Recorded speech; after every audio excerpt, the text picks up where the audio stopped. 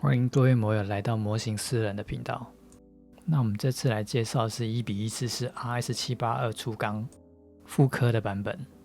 那这是日本万代公司以现代的技术和设计重新推出怀旧风格的初代钢弹模型套件，保留了1980年代初钢模型的朴实外形，但增加了现代的零件分色。分件和卡榫的设计让组装更方便，同时也呼应了钢弹45周年，带给老玩家怀旧感与时代进步的体验。那这次的板件来到了4片板件。那想要以现在的技术重新去制作这一支 RS782 初钢，那这一次会增加了一些内构，这是当初没有的。我们就开始制作吧。一开始也是用到2段剪，那这边2段剪，第2段剪使用的就是绳之手斜口钳。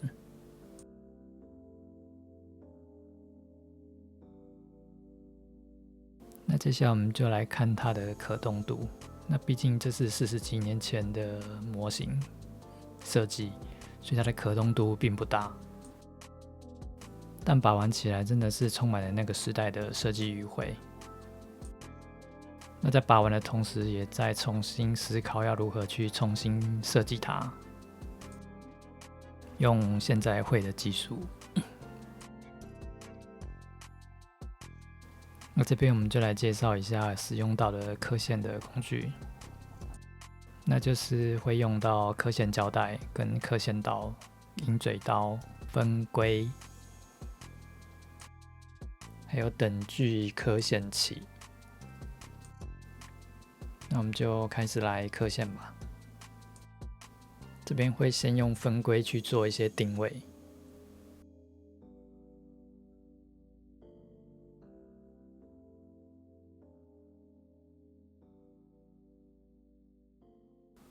然后用刻线胶带做辅助，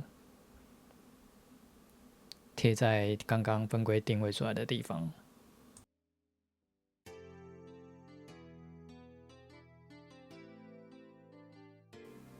接下来就是轻轻的划过塑胶零件，多划几道，刻线自然就会形成。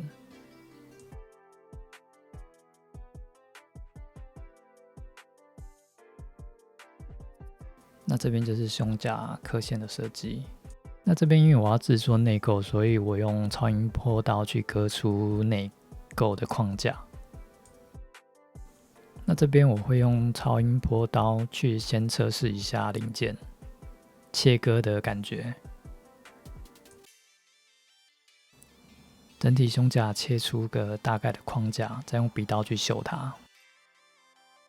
接下来是肩甲的部分，先用分规大概画出形状，那再用胶带取出它的形状，那再用模型胶板制作出它的装甲。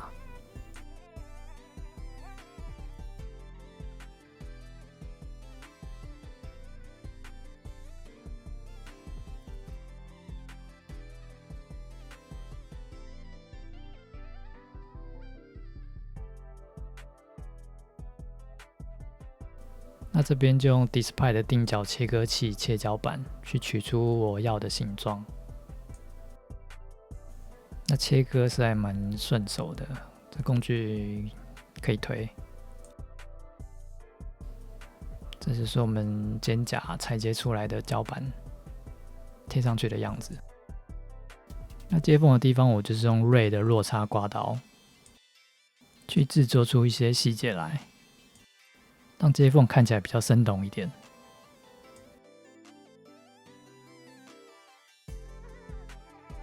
那我们就来看一下使用落差刮刀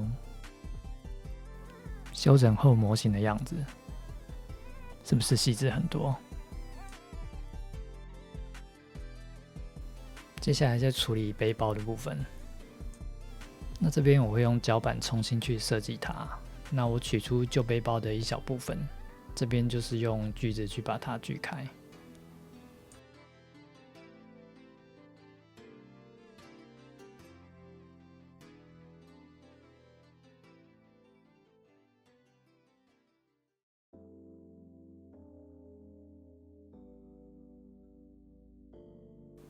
接下来就是用胶板设计出背包基本的形状。这边使用 MADE 的超浓瞬间胶去填补接缝的问题。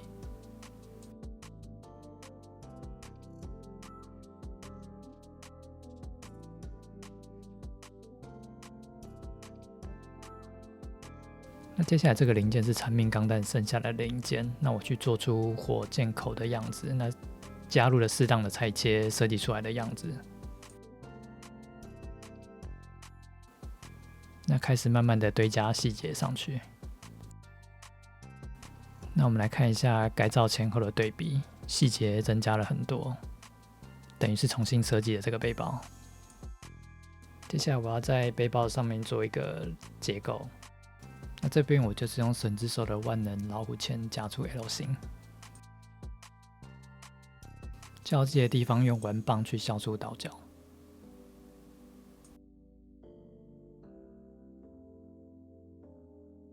那接下来就是用圆棒打孔定位器去钻出中心点。那使用这个工具钻出来的孔一定会是在正中心。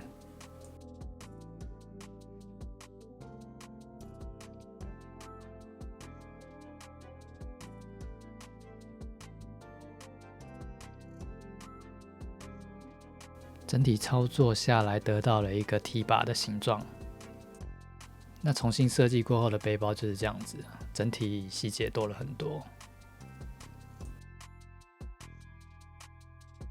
接下来是胸口这个部分，我想要自制零件，所以我把这个地方给切开。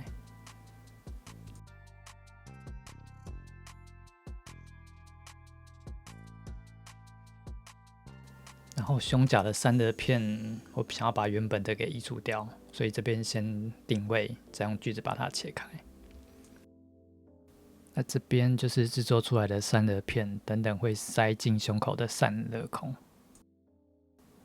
整体用胶板组合起来的感觉，是不是细致很多？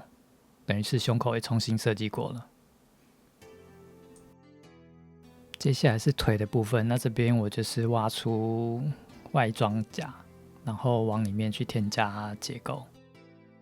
那我这边用产命钢弹剩下来的零件去钻孔，然后插入从针，去设计出电线的走向。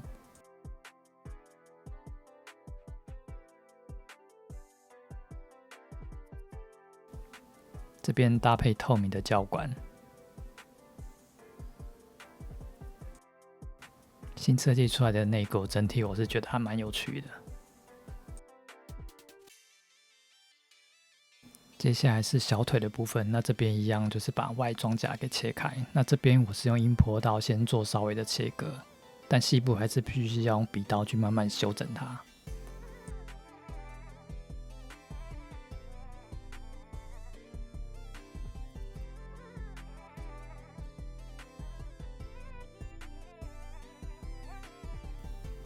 然后这边去设计出它内部的结构。那这边一样就是找到产命钢弹的旧零件，搭配胶板去做组合。那这个就是内构组合起来的样子，搭配起来还蛮有模有样的。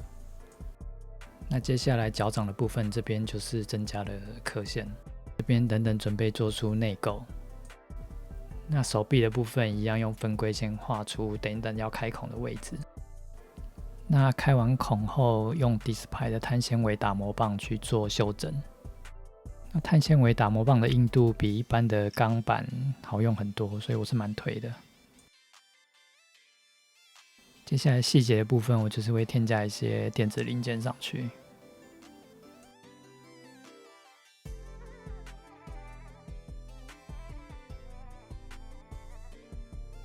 让细节一直往上堆叠。那这个是添加电子零件后的样子。裙甲的部分，我们就是增加刻线。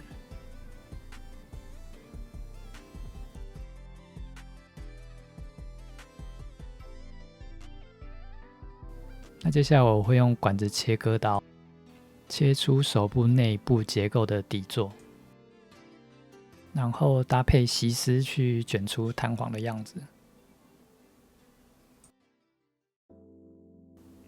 那这个就是手部内部结构的设计。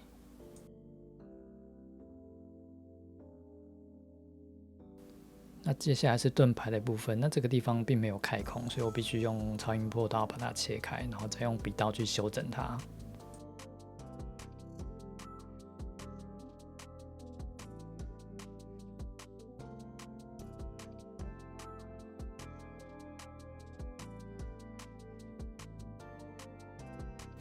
然后搭配碳纤维打模板，再做最后的修整。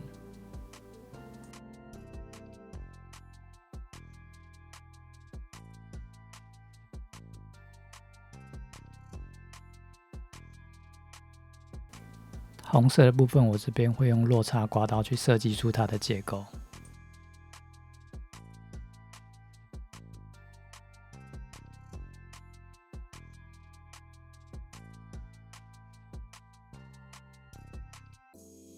整体刮完，边缘利落很多。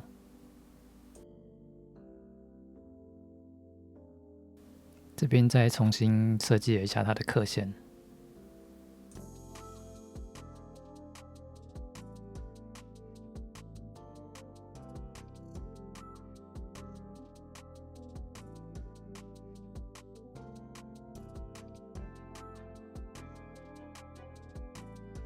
这边就是盾牌处理后的样子。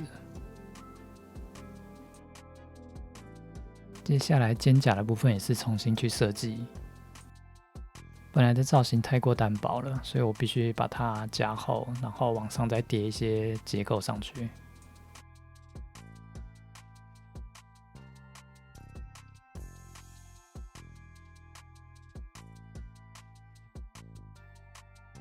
接下来就是补上脚板，增加厚度，然后打磨。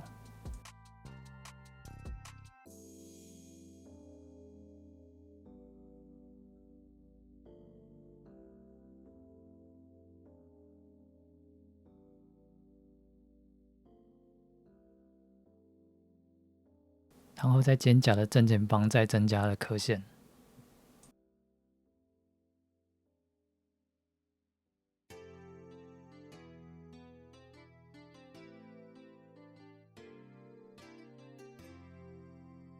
最后重新设计过后的肩胛就是变成这个样子。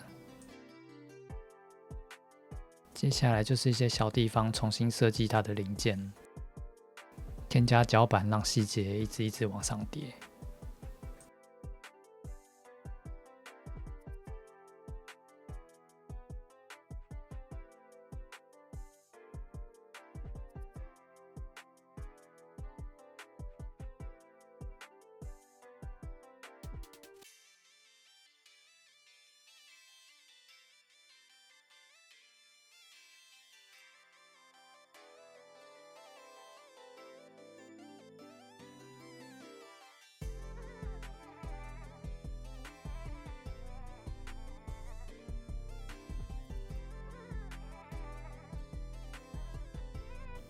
最后喷上灰色补涂，再来检视一下最后的模型的样子。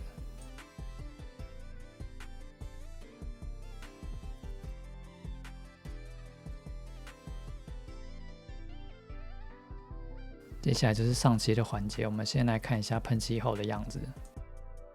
那这边会介绍红色喷漆的顺序，先用紫色打底，然后黄色提亮高光，最后再喷上红色。这么做的好处是可以让红色发色比较鲜艳。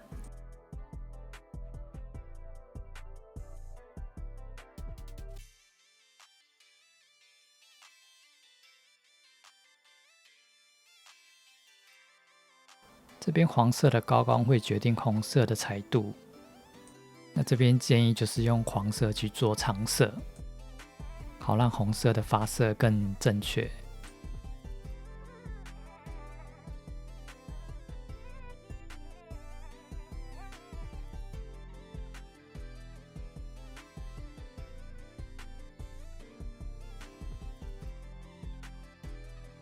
接下来就是喷上红色，这时候的彩度就是会很高。然后红色呈现出来的是鲜红色，而不是猪肝红。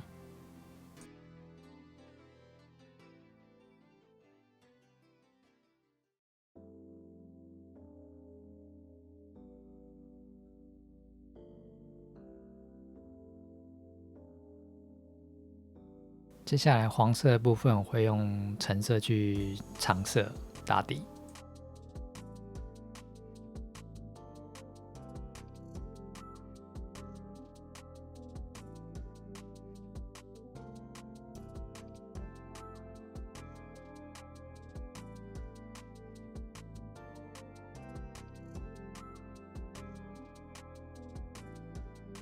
然后再喷上黄色，但我发现我的黄色彩度太低了，所以我后面换了一罐黄色。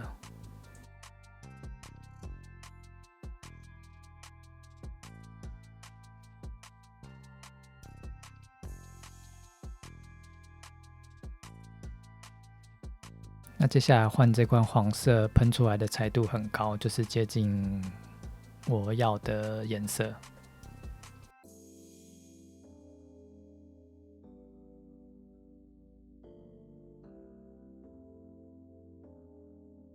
那接下来是蓝色的部分，我会用紫色打底，沿着边缘做长色，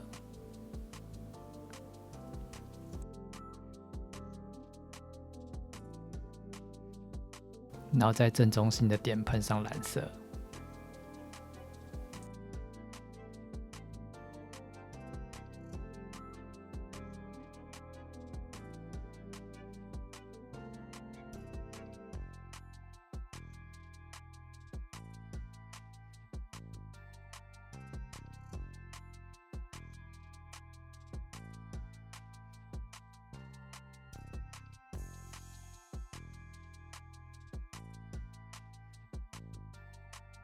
接下来是处理喷射孔金属的部分，那这边就是会用黑色打底，然后会搭配机械铁跟亮银去做搭配。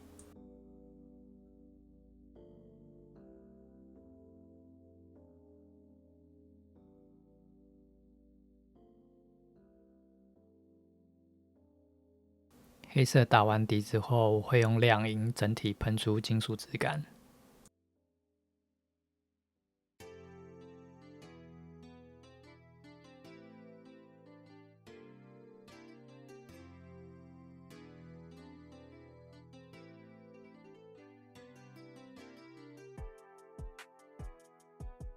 最后再搭配机械铁去喷出一些金属的质感。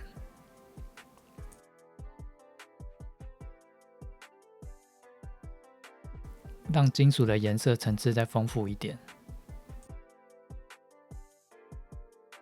整体搭配出来的金属效果。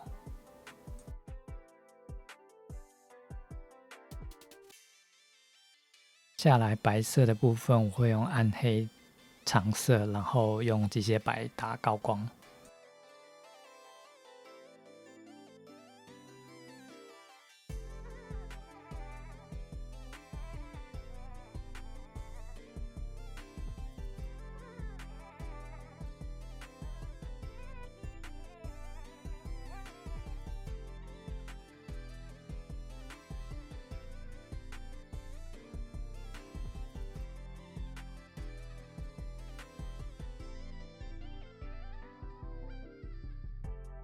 模型喷涂遮盖一定是少不了，那我这边就是大概示范一下背包的遮盖。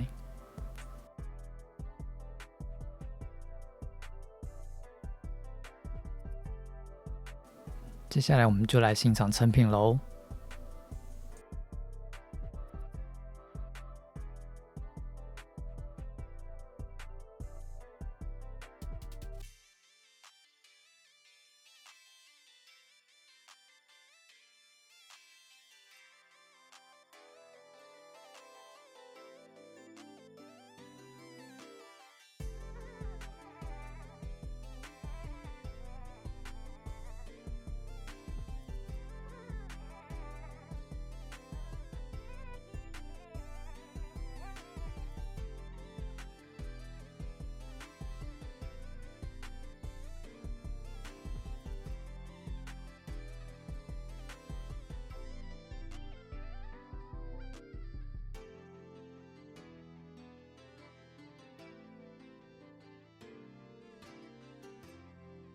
这一次的制作不仅仅是一次模型的制作，更是一场跨越时空的对话。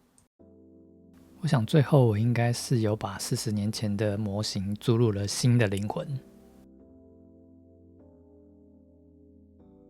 那小频道制作视频不易，非常欢迎各位摩友订阅、按赞、留言、加分享，这个就是对小频道最大的鼓励。